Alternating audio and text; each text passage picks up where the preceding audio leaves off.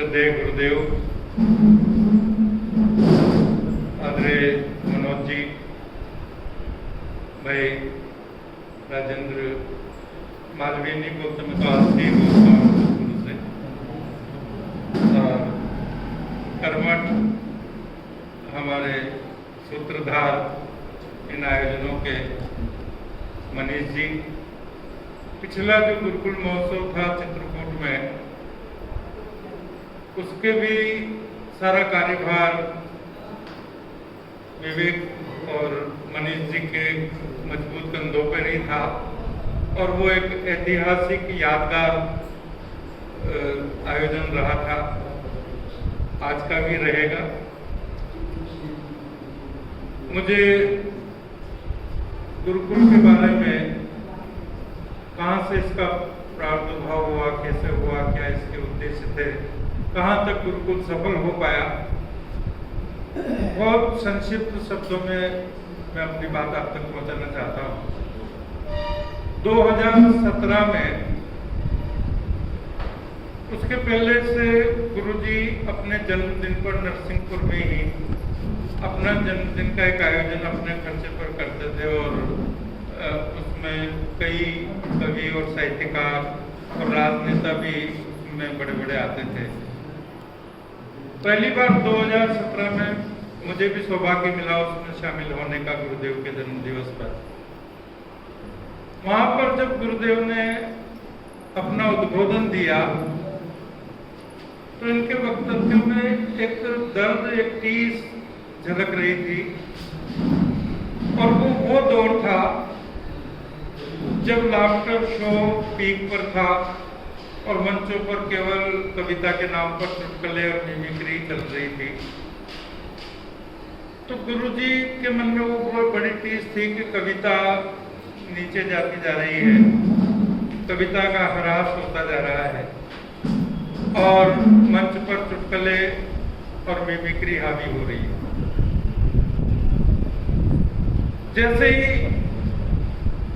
वो आयोजन का समापन हुआ तो उस समय हम 5-7 लोग, मनीष जी, मनोज जी, विवेक, शशिकांत यादव और 2-3 लोग और, उन्होंने आपस में वही मंच पर चर्चा की कि गुरुजी के मन में ये बहुत बड़ी टीस है कि मंचों के स्तर में बहुत ज़्यादा गिरावट आती जा रही है और कोई इस दायित्व को संभालने वाली कोई संस्था या कोई व्यक्तित्व नहीं है।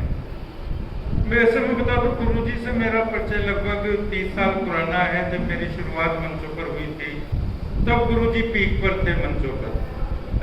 उस समय इनका ये आलम था जमने जमाने का, वो तो खैर आज भी है, ऐसा बात नहीं है, लेकिन उस समय की बात मैं बता रहा हूँ। मैंने बहुत मंच इनके साथ इनकी साझा किए और जब सुरेंद्र शर्मा और अशोक चक्रधर उस समय के, उस दौर के जो सुपरस्टार कहे जाते थे, शैलेश और कुमार, ये तो बाद में आए और बने, पर उस समय के वो जो सुपरस्टार थे वो भी गुरुजी के आगे मंचों पर नहीं टिक पाते थे।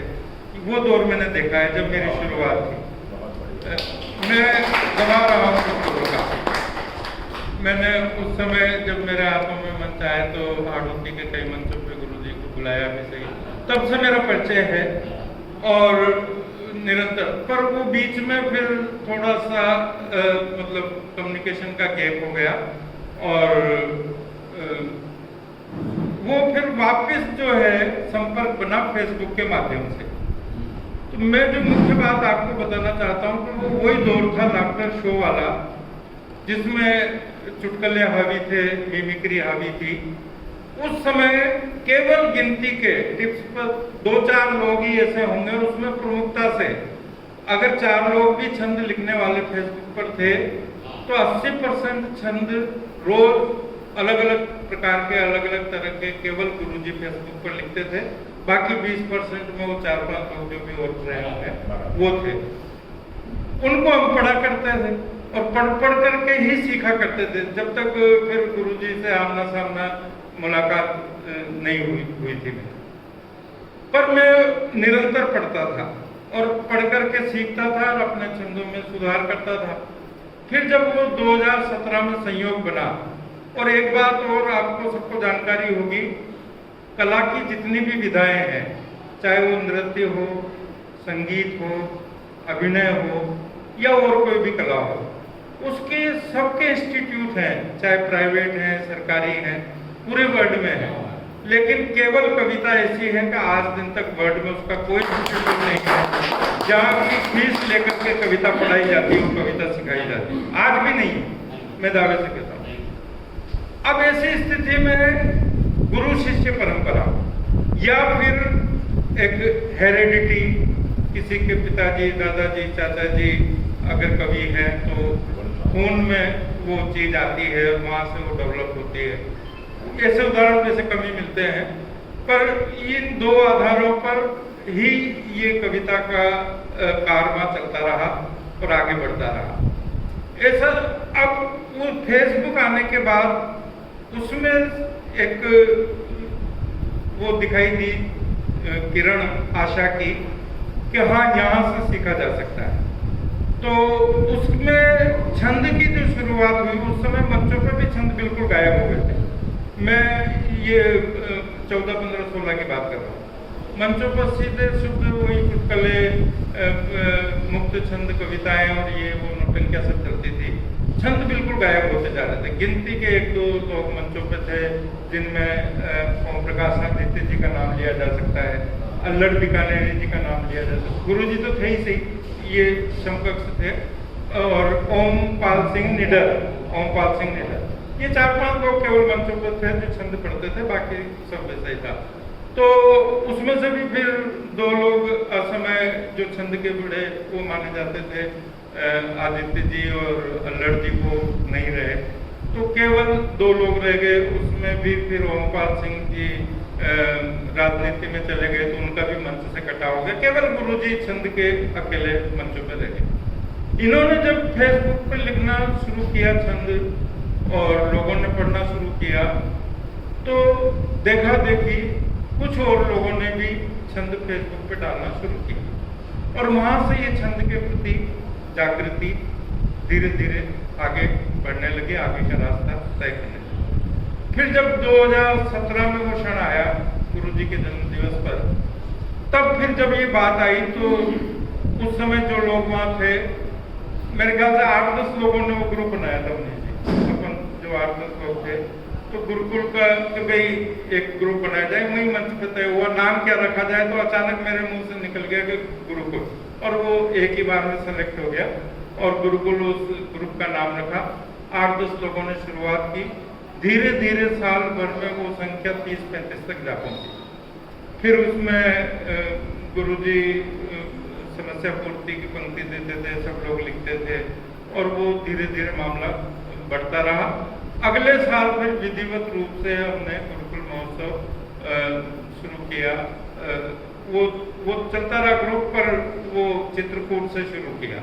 हम नरसिंहपुर से उसे बाहर ले गए एक धार्मिक स्थल पर, वहाँ पर बहुत ही पारिवारिक वातावरण में वो परिवार सहित बहुत सारे लोग वहाँ पर आए और एक बिल्कुल आध्यात्मिक, पिछले साल आपको पता होगा 8-10 अधिवेशन हुए थे, लेकिन उसमें गुरुकुल का जो चित्रकूट वाला अधिवेशन था वो बिल्कुल अलग हटके था।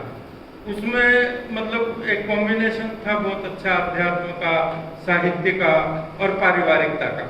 ये सारी चीजें धर्म स्थलों पर भी वहाँ जो लोग पहली बार गए थे उन्होंने खूब यात्राएं की, खूब मजे किए। और फिर वहाँ पे घोषणा हुई थी कि उज्जैन में ये जो अभी यहाँ पर हो रहा है ये उज्जैन में होना था। उज्जैन में अगर होता तो शायद संख्या ज़्यादा रहती, क्योंकि सब लोग सब परिवार वहाँ ज़्यादा संख्या में आते, ऐसा मेरा मानना है। लेकिन अचानक बिल्कुल जब समय नहीं बचा और तैयारियों का समय चल रहा था, आधी अधूरी तैयारियां हो भी गई थी, तब अचानक कोई ऐसा व्यवधान आया, वहाँ से मना हो गया। तब बिल्कुल जल्दबाजी में बहुत कम समय में फिर ये जिम्मेदारी वापस मनीष जी और विवेक के कंधों पर आई और उन्होंने बहुत ही कम समय में ये सारी व्यवस्थाएं जो आज आपके बीच है। मैं केवल एक ही निवेदन करना चाहता हूँ, बहुत कम समय में ये व्यवस्थाएं हुई है इन्होंने अच्छे से अच्छा प्रयास किया है कि अच्छे से अच्छी व्यवस्थाएं हों। लेकिन कितनी भी अच्छी, अगर कोई 7 स्टार होटल में भी व्यवस्था हो जाएगी तो वहाँ भी कुछ न कुछ कमियां रह जाएंगी। अपन सब पारिवारिक लोग हैं, इसलिए उन कमियों पर कोई भी ध्यान नहीं दे अगर रह जाए तो। और बिल्कुल एक पारिवारिक रूप में ये 2 दिन हिल मिल करके और इसको उत्सव को महोत्सव में तब्दील करके ऊंचाइयों तक ले जाए, ऐसी मेरी सबसे कामना है।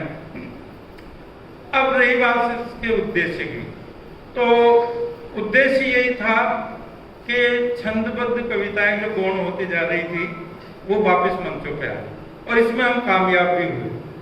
जब गुरुजी ने फेसबुक पे शुरुआत की तो धीरे धीरे आज स्थिति यह है कि बहुत ज्यादा संख्या में लोग छंद लिखने लगे, और उसका प्रत्यक्ष प्रमाण सामने आया कि जब 1 साल भर 400 दिन ये वाह वाला जो एपिसोड चला, तो गुरुजी हम शुरुआती दौर में ही चले गए थे उसमें। तो हमसे कहा गया, गुरुजी से भी कहा, मुझसे भी कहा कि छंद आप मत सुनाओ, मुक्त छंद की कविताएं सुनाओ, छंद पे टीआरपी नहीं आई। पर हम दोनों अड़ गए कि टीआरपी आए या नहीं आए, हम और कविताएं भी सुना देंगे जो आप कह रहे हो, लेकिन छंद तो जरूर सुनाएंगे, क्योंकि हमारा पूरा ध्येय छंद को आगे बढ़ाना है। और हमने छंद सुनाए, और आपने देखा होगा कि शुरुआती दौर में जब वो एपिसोड चला था, 50-60 एपिसोड तक छंद की मात्रा बहुत कम थी उस एपिसोड। बाद में एकदम से ऐसी बाढ़ आई कि जो भी नया लड़का आया छंद लेकर के आया, और छंद छा गया उस एपिसोड में, और उसको पूरा देश ही नहीं पूरा विश्व देखता है। तो ये मैं मतलब गुरुकुल की और गुरुकुल के लोगों की बहुत बड़ी उपलब्धि मानता हूँ कि छंद को मतलब स्थापित तो देख करके बहुत खुशी, नए लोग भी आए बहुत, और अच्छे अच्छे छंद लेकर के आए, ये हमारी उपलब्धि है। और गुरुजी का गुरुकुल धीरे धीरे आगे बढ़ता गया। अब ये जो 2 दिन है इसमें हम चर्चा करेंगे कि इसे और ज़्यादा उन्नत कैसे बनाया जा सकता है, और ज़्यादा भव्य कैसे बनाया जा सकता है। गुरुकुल का जो ग्रुप चल रहा है उसमें बीच में कुछ शिथिलता आ गई, उसके अन्य कई कारण रहे, उन कारणों को वापस दूर करके इसमें बीच में तो संख्या 50 तक भी पहुंच गई थी, लेकिन हम संख्या बढ़ाना नहीं चाहते। अगर संख्या ही हम आधार रखते तो आज का ये जो हो रहा है, यहाँ जो 25 लोग इस समारोह में आए हैं, सब अपने आप में इतने सक्षम हैं कि एक एक व्यक्ति 5-5 को तो ला ही सकता था, और अगर एक एक व्यक्ति भी 5-5 को लाता तो 125 की संख्या आज यहाँ पर होती। लेकिन हमारा ध्येय वो नहीं था, हमारा क्वांटिटी पे ध्यान नहीं है, क्वालिटी पे ध्यान है। और गुरुजी का भी यही मंत्र है कि संख्या, भीड़ हमें नहीं चाहिए फालतू की, अच्छे लोग चाहिए जिनके मन में गुरुकुल के प्रति, गुरुजी के प्रति श्रद्धा भाव हो, कविता के प्रति लगन हो, श्रद्धा हो। और भीड़ इकट्ठी करने में तो क्या वास्तव में हम कर सकते थे, लेकिन हमने पहले से कोई पोस्ट ही नहीं डाली किसी ने भी कि हम गुरुकुल का महोत्सव कर रहे हैं, जो भी नाम लिखाना चाहे, जो भी आना चाहे वो हमसे जुड़े, ऐसा कुछ भी नहीं किया गया। केवल जो गुरुकुल के सदस्य हैं वही आए, 2-3 लोग जो नए हैं, कुछ लोग वो पिछले साल भी थे, और इस बार पिछले साल उनको ये आप गुरुकुल का वही देखिए, समर्पण ही कहेंगे इसे, कि पवन पांडे जी 2 दिन की यात्रा करके, मतलब इनको तो एक पूरा हफ्ता लगेगा। तेलंगाना से आए तो 2 दिन की तो इनकी यात्रा आने की, 2 दिन की जाने की, और 2 दिन यहाँ पर। तो इतनी दूर से अहिंदी भाषी क्षेत्र से कोई व्यक्ति अगर आता है तो ये गुरुकुल के प्रति उसका समर्पण है, गुरुकुल के प्रति उसका लगाव है। और ये गुरुकुल की भी सफलता है जो गुरुकुल इनको वहां से इतनी दूर से यहाँ तक लाने के लिए गुरुकुल ने एक मतलब प्रेरणा प्रदान की। और उसी साल से गुरुकुल में गुरु गौरव सम्मान का एक वो रखा गया। मैं सौभाग्यशाली हूँ कि पहला गुरुकुल गुरु गौरव सम्मान मुझे प्राप्त हुआ, दूसरा रणनीति को हुआ, तीसरा भाई शशिकांत को हुआ, चौथा नंदकिशोर जी को, और पांचवा कैलाश जी को, हाँ छठवां अरुण जी को। वो पिछली बार आए थे चित्रकूट वाले में, इस बार नहीं आ पाए किसी कारण से। और इस बार वो पवन जी को मिलने जा रहा है। बहुत बहुत स्वागत अभिनंदन आपका। एक बात और देखने में आई, आप सबने जो भी ग्रुप से जुड़े हुए हो महसूस की होगी, 2-3 नाम तो मैं गिना सकता हूँ, लेकिन गुरुकुल में आने से पहले एक छंद की जो मामूली जानकारियाँ होती हैं वो होती थी, लेकिन गुरुकुल में नियमित रूप से अभ्यास करते करते सीखते सीखते कैलाश पर्वत जी, राजेंद्र जी, ये आज की तारीख में इतने कम समय में इनकी लगन और इनकी जो मेहनत और इनका जो समर्पण है, आज चाहे सवैया छंद हो, गणाक्षरी हो, उसका भी कोई सा भी रूप हो, जलहरण हो, मनहरण हो, कृपाण हो, देव गणाक्षरी हो, कोई सी भी गणाक्षरी, गणाक्षरियाँ इतनी है कि आज भी लिखना तो दूर की बात है, हम सब कितनी प्रकार की गणाक्षरियाँ हैं उनके नाम भी नहीं जानते पूरी तरह लिखना तो बहुत दूर की बात है, वो सिर्फ गुरुजी जानते हैं। और ये गुरुकुल का जो भी हम लोग गुरुकुल में है, एक ईश्वरीय कृपा मानिए, बहुत बड़ा सौभाग्य मानिए कि गुरुजी जैसे गुरु हमें मिले हैं, उनका सानिध्य हमें मिला है, उनकी चरण रज में रह करके सीखने का सौभाग्य हमें मिला है। ये हम बहुत सौभाग्यशाली है, सारे गुरुकुल के गुरु भाई अपने आप को मानते हैं। तो अब आगे ये क्रम चलता रहेगा। हर साल आज थोड़ा सा गुरुजी पता नहीं किस बात पर थोड़े से खफा थे, उन्होंने कहा कि नहीं अगली बार से गुरु महोत्सव नहीं करेंगे। ऐसा नहीं है, 1-2 लोग अगर कोई ऐसी बात हो जाती है, वो सब ग्रुपों में रहते हैं, सब संस्थाओं में रहते हैं। हमारे हाड़ौती में एक कहावत है कि जुओं के पीछे गोदड़े नहीं छोड़े जाते।